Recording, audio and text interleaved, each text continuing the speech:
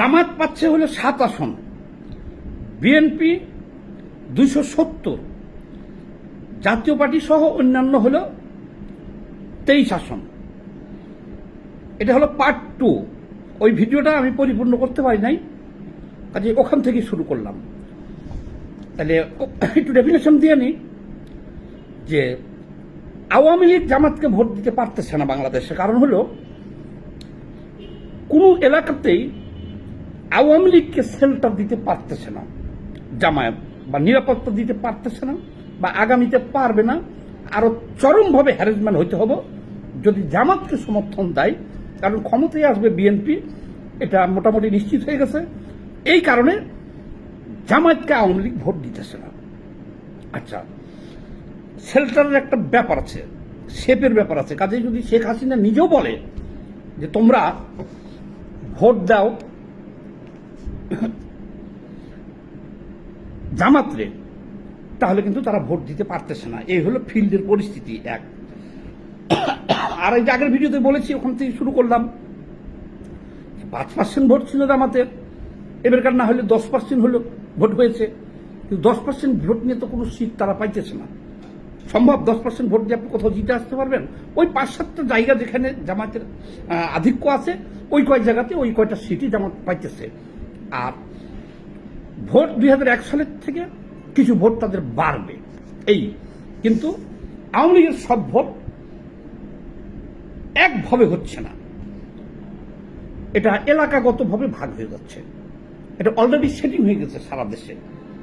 যেমন ধরেন ডক্টর মোহাম্মদ ইউনূস, উনি এনসিপিকে ত্যাগ করে তার নিজের দল কিংস পার্টি, রাজার দল, সেটাকে ত্যাগ করছে, জামাতকে ত্যাগ করছে। মানে এরা তাকে ভিন্ন ধরনের মন্ত্রণা দিতেছিল কানে, যে নির্বাচন করার দরকার নেই, আমরা আপনার সাথে আছি, আপনি 5 বছর, 20 বছর, 50 বছর আপনি থাকেন ক্ষমতায়।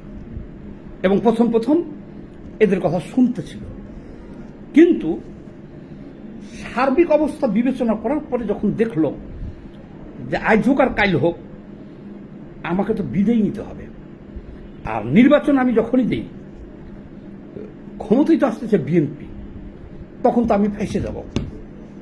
আমার তো একটা সেফ এক্সিটের ব্যাপার আছে। আপনারা জানেন 2007 সাল থেকে ওই যে 1/11-এর সময় যারা 2 বছর দেশে ছিল, যেসব সেনানায়ক সহ ফখরুদ্দিন, মঈনুদ্দিন গং, তাদেরকে আওয়ামী লীগের সাথে একটা চুক্তি ছিল, সেইভাবে তাদেরকে সেফ এক্সিট দেওয়া হয়েছিল, বিচারের মুখোমুখি করা হয় নাই, তারা কিন্তু দেশে নাই, সব চলে গেছে আমেরিকা। আচ্ছা, আর একজন যে ছিল মাসুদ, লেফটেন্যান্ট জেনারেল মাসুদ, তাকে তো আওয়ামী লীগ এমপি বানাইছিল।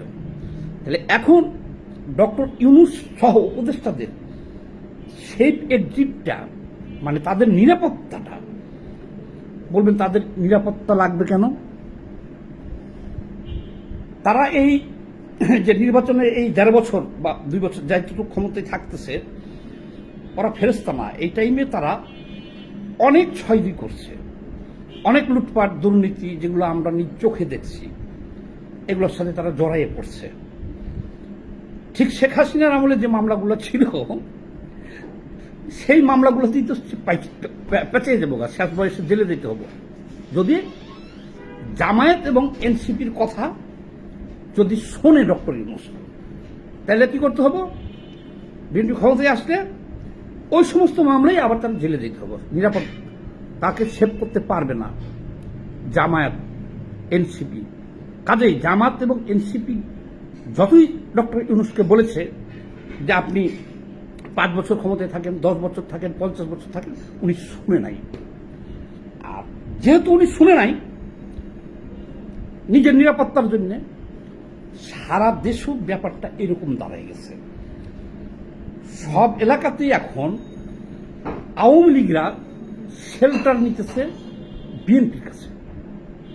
এটা শেখ হাসিনার নির্দেশ এখানে কার্যকরী হবে না, এটা এলাকাগত ব্যাপার। আর একটা এলাকায় এটা তো আর ভিনদেশি কেউ না, দলীয় কারণে যে বিভেদটুকু আছে এটাই, কিন্তু সবাই সবাইকে চিনে, সবাই সবার চেনা জানা, এবং সবাই সবার আত্মীয় স্বজন। তাহলে সারা দেশের লিগাররা ধরেই নিচ্ছে যে এনসিপি বা জামাত আমাদেরকে শেল্টার দিতে পারবে না, বাঁচাতে পারবে না, কারণ বিএনপি ক্ষমতায় আসবেই, সিট কম পাক, বেশিরভাগ ক্ষমতায় আসবে, তখন আমরা থাকতে পারবো না। এই কারণে ঘটনাটা ঘটে গেছে উল্টা, বিএনপির ভূমিধস বিজয় হবে। এবার বিএনপির ভূমিধস, এই জরিপেই তো আসছে 270 আসন হলো বিএনপির, জামাতের হলো 7টা, 23টা হলো জাতীয় পার্টি সহ অন্যান্যদের 23 আসন। তাহলে জামায়াত ইসলাম বিরোধী দলেও আসতে পারতেছে না। বিরোধী দলে আসতে না পারার কারণে জাতীয় পার্টিকে নিষিদ্ধ করতে হবে এখন। হ্যাঁ, জাতীয় পার্টিকে যদি নিষিদ্ধ করে দেয় তাহলে অটোমেটিকলি সিট 5টা পাক, 7টা, 10টা পাক, এককভাবে তো 10টা আসন আর কেউ পাবে না, এনসিপি বলেন আর যারা আছে তারা পাচ্ছে না, তাইলে জামাত বিরোধী দল হবে।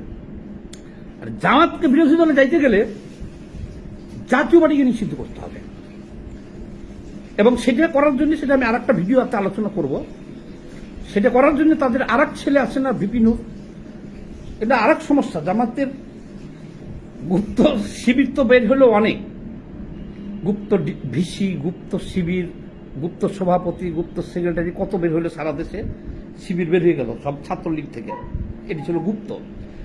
এখন জামায়াতের গুপ্ত সন্তান যে কতটি আছে, গুপ্ত সন্তান যে জামায়াতের কতটি আছে এখন আস্তে আস্তে বের হইতেছে। যেমন গোলাম পরোয়ার বলছেন যে বাপের সাথে পাল্লা দিতে আইও না, এনসিপিকে বলছে। তাহলে এনসিপি হলো তাদের একটা সন্তান। আমরা আরেকটু জানি ভিপি নূর হয়েছে আর একটা সন্তান তাদের। এই ভিপি নূরকে সামনে বাড়াইয়া দিচ্ছিল জাতীয় পার্টিকে নিষিদ্ধ করার জন্য, হামলা করার জন্য জাতীয় পার্টিকে, এই জামাত তাকে সামনে বাড়াই দিচ্ছে। এবং ওই ভিপি নূরের ওই মিছিলে ওই এলাকার জামাত শিবিরের অনেক লোকজন আমরা দেখেছি, চিনি যাদেরকে এই এলাকার, তারা ছিল। মাঝখান থেকে মাইক খেল ভিপি নূর। আচ্ছা, আওয়ামী লীগকে নিষিদ্ধ করার জন্য জামাতের আর এক ছেলে এনসিপি এটা লেলাই দিচ্ছিল। আচ্ছা, লেলাই দেওয়ার পরে তারা কিন্তু অ্যাবসেন্ট ছিল না। ওই যে শফিকুল ইসলাম মাসুদের নেতৃত্বে জামাত শিবির নিষিদ্ধ করার দাবিতে যে সমাবেশ হল, এর সিংহভাগ সবাই হল শিবির, জামাত আর শিবিরের লোক সব ওখানে আমরা দেখছি স্পষ্ট। তাহলে এনসিপি হলো জামাতের এক ছেলে, তাকে দিয়ে আওয়ামী লীগ নিষিদ্ধ করার কাজে লাগাইল। আর এখন জাতীয় পার্টিকে নিষিদ্ধ করে আর এক ছেলেকে ব্যবহার করতে যে ছেলের তো দশা চালচা হয়ে গেছে, মাইক খেয়ে আসছে, বেউস হয়ে গেছে। তাহলে আরো কয়টা ছেলে জামাতের আছে, কোন কোন পার্টিকে জামাত পৃষ্ঠপোষকতা করতেছে আরো আছে, এটা সামনে আরো বের হবে। জামাতের ছেলে এরকম আরো আছে, আমরা জানি। তো এটা সামনে আসুক, পরে বলবো। এনসিপির মতন, গণ অধিকারের মতন আরো দল আছে। এখন এই সন্তানের সংখ্যা কত এটা আপনারা অচিরেই জানতে পারবেন। জামায়াত বিভিন্ন জরিপে তারা হাম্বিতাম্বি যতই করুক, তারা জেনে গেছে, আমি যে এখন যে রিপোর্টটা দিলাম আমি, তারা জেনে গেছে যে এটি হলো তাদের মূল ঘটনা, হলো এটাই। জামাতের আসন সংখ্যা 7 থেকে 10-এর মধ্যে থাকতে হইতেছে তাদের, এতে শুকুর আলহামদুলিল্লাহ করতে হইতেছে।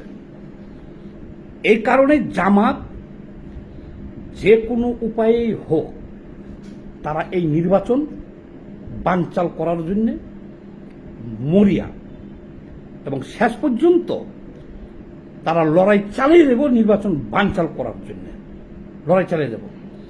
জামাত যে এই জরিপে আজ করতে পারছে যে 5-10টার বেশি সিট তাদের নাই, তারা দেখেন তাদের ইমান আকিদা সব বিক্রি করে দিয়া এবার সরাসরি পূজার মধ্যে ঢুকে গেছে সব জামাত।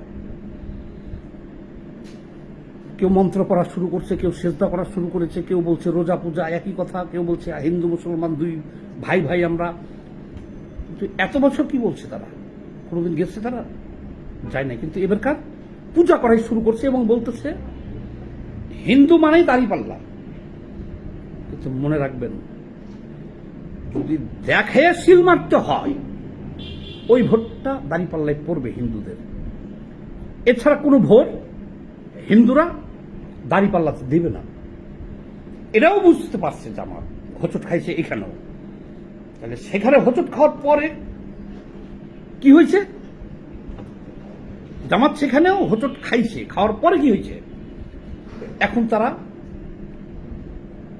শুরু থেকে যে রাস্তায় ছিল, যে এখন তো আমরা ক্ষমতা ভোগ করতেছি, ঢাকা বিশ্ববিদ্যালয়ের ভিসি তাদের, বিভিন্ন বিশ্ববিদ্যালয়ের ভিসি তাদের, সচিব থেকে শুরু করে বিভিন্ন প্রতিষ্ঠানের তারা তো একটা অংশ তো পাইছে, তারা এখন তো ক্ষমতা ভোগ করতেছে তারা। তাহলে নির্বাচন হয়ে গেলে তো জাতীয় পার্টি হয়ে যাবো বিরোধী দল। তাহলে আমরা ফাঁকা।